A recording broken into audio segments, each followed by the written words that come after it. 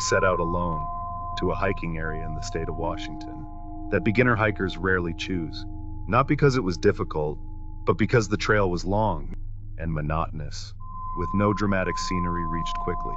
On the online map, only one main route was clearly marked, the official trail that looped widely, following the contours of the mountain.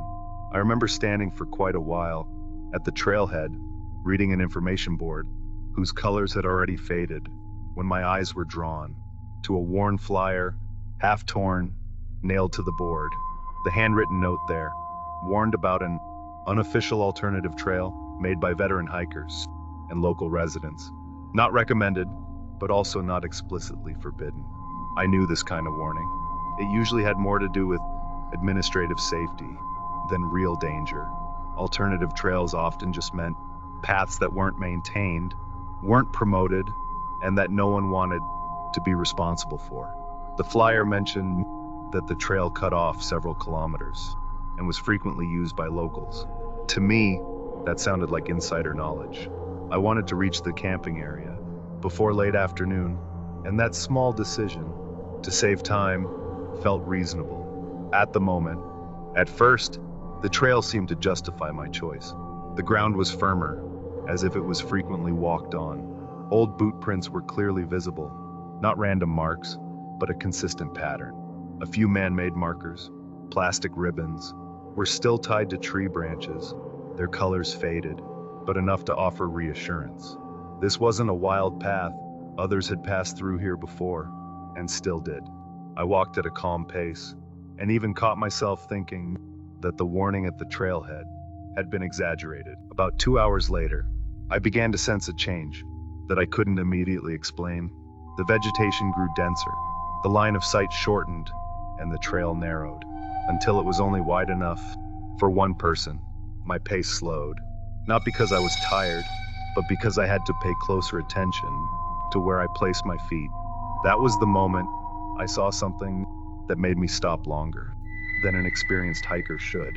A torn piece of clothing hung in the bushes, not technical fabric, not material usually worn for long-distance hiking.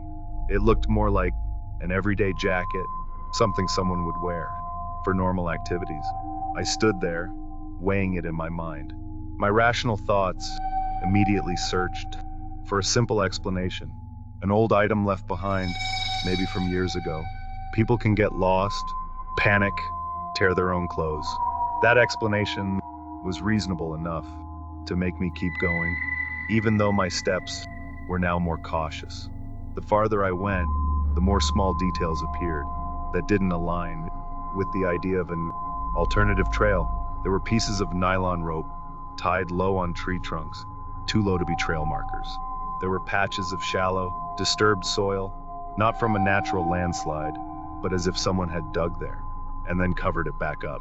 At one point, the ground looked heavily trampled, not because people passed through, but as though they had stopped there for quite a while. There was no clear reason to stop at that spot. No view, no junction, nothing at all. My feelings shifted slowly.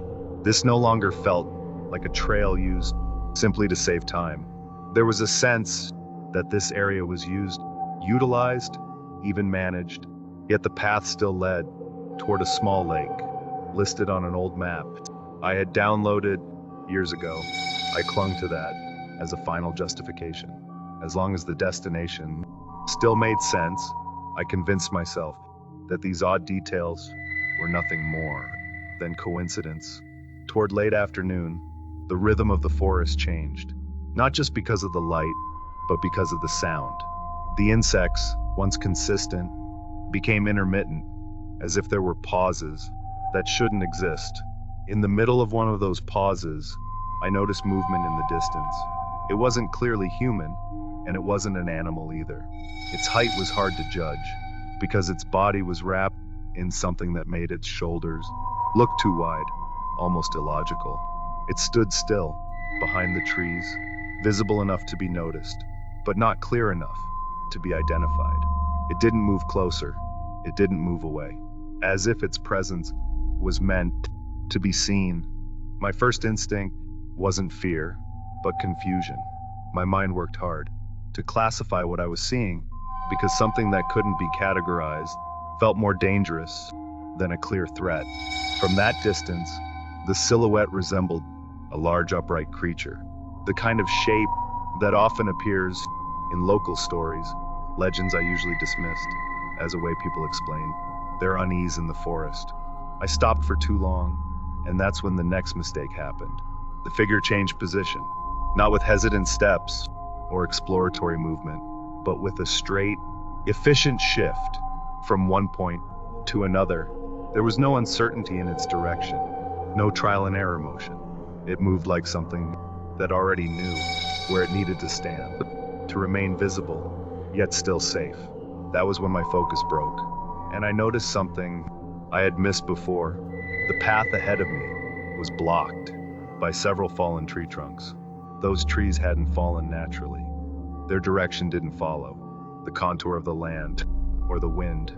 They were arranged to narrow the path, forcing anyone who passed through to slow down, to choose their footing, to lose focus. I felt the tension creeping in, not as a burst of panic, but as a gradual awareness that my movement was being controlled. I stepped back, a few paces, more out of instinct than any kind of plan. From that angle, my eyes caught something along the side of the path that made my chest feel tight. A shallow pit covered with leaves, large enough to drop someone halfway in. Its placement was too precise, right in the natural line of footsteps where someone would step without thinking. Nearby, there were remnants of canned food, empty water bottles, and a pair of work gloves left behind. Just like that, not random trash. These were traces of activity. In that moment, my fear changed shape. I was no longer afraid of the large figure among the trees, but of the intelligence behind all of this. This wasn't an animal trap. There were no claw marks, no wild patterns. Everything was too orderly, too calm, too patient. I realized then that this trail wasn't just being used, it was being studied. That understanding arrived alongside another, far more terrifying realization. The figure I saw was not something supernatural. It was human, deliberately making itself look non-human. Layers of thick clothing, a vest, and something that altered the shape of its head, not for protection, but for distortion, to create a silhouette designed to trigger old stories in the minds of those who saw it. The goal wasn't to attack. The goal was to make people stop thinking clearly, to make them doubt their direction, to rush, and eventually to make one small mistake. And on a narrow trail like this, one small mistake was more than enough. I decided not to continue on that trail, and the decision was made without any heroism. There was no dramatic moment, just a cold conclusion that every step forward benefited someone else, not me. I cut toward the slope, away from the narrow path, even though it meant forcing my way through brush and descending slick, steep ground. The figure appeared again, this time closer to the main route, moving quickly to cut off my possible way back. Its movement was decisive, unhurried, as if it knew time was working in its favor. But the moment I truly left the trail, its reaction changed. It didn't pursue, it stopped at a very specific boundary, too precise to be coincidence, as if there were an invisible line it refused to cross. That was when I understood that their advantage didn't lie in strength or speed, but in territory. This wasn't one person. This wasn't a single figure. This was an area they controlled with traps, hidden paths, and observation points that supported one another. They didn't need to run after anyone. They waited, they guided, and they let fear do most of the work. People who panic run in the wrong direction. People who hesitate stop in the wrong place. And the forest takes care of the rest. I finally reached the official trail as the sky was nearly dark. The transition felt unreal. More open ground, official markers, and the sense that the space around me was no longer filled with hidden intent. I headed straight for the trailhead, without stopping, without looking back, as if even a moment of extra attention might invite new trouble. A few days later, I read a local report about a hiker who went missing in that area. Last seen taking an alternative trail. There was no mention of monsters, no strange stories, no forest legends, just a brief note about belongings found far from the official path, scattered in places that made no sense for someone walking with a clear destination. What keeps me from sleeping isn't the image of a large creature among the trees. What haunts me is the realization that the fear was deliberately designed, that the monster was made to look irrational so people would stop thinking rationally. Behind it were humans who understood maps, hikers' habits, and the single most dangerous thing in the forest: how easily someone can be convinced that one small decision won't carry serious consequences until it's too late.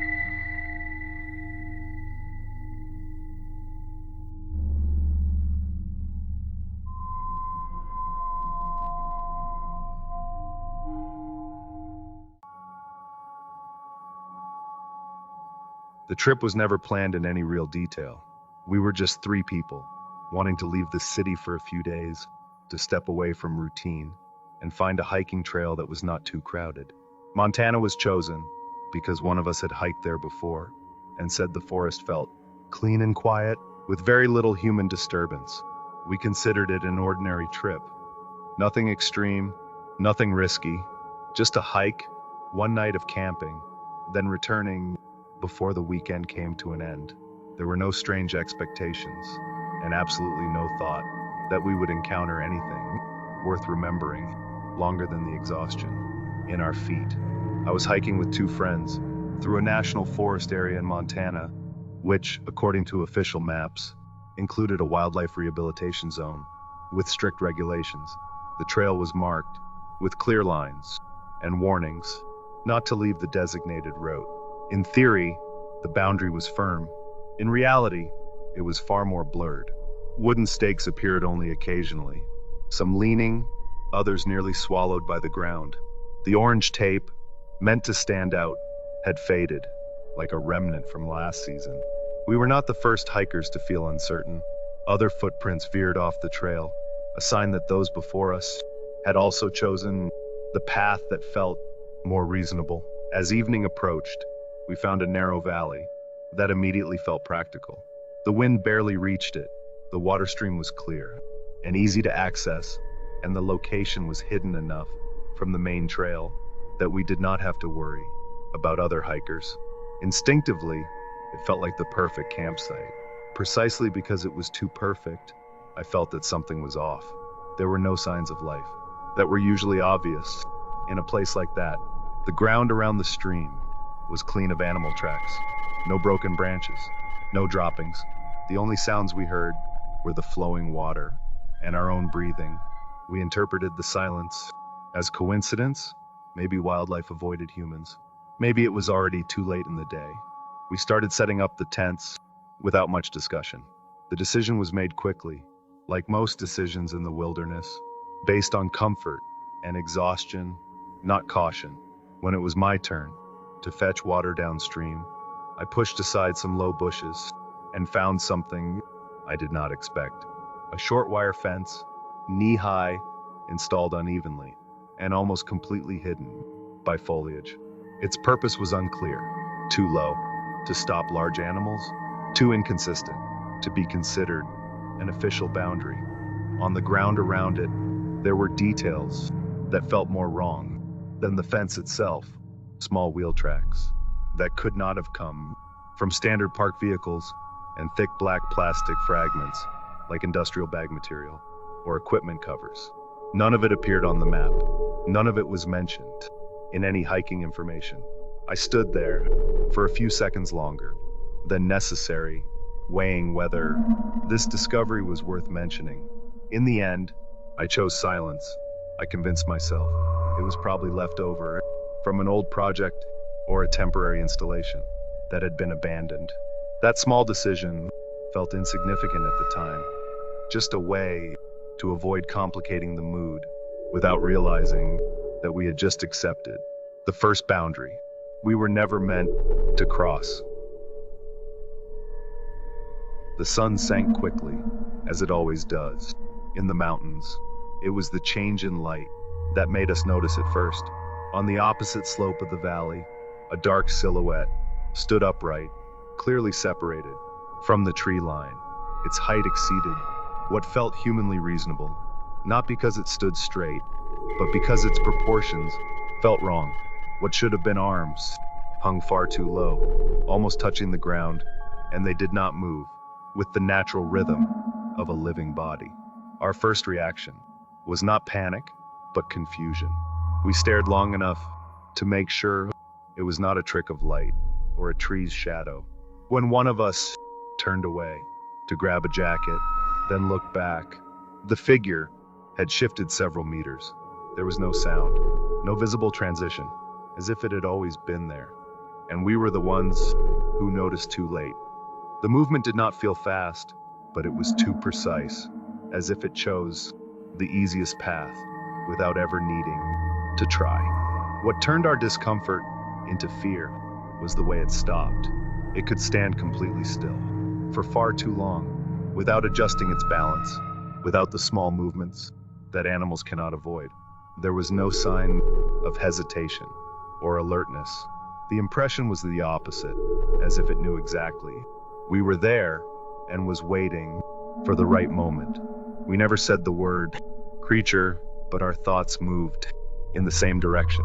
Rational explanations felt fragile and slow, while fear worked much faster.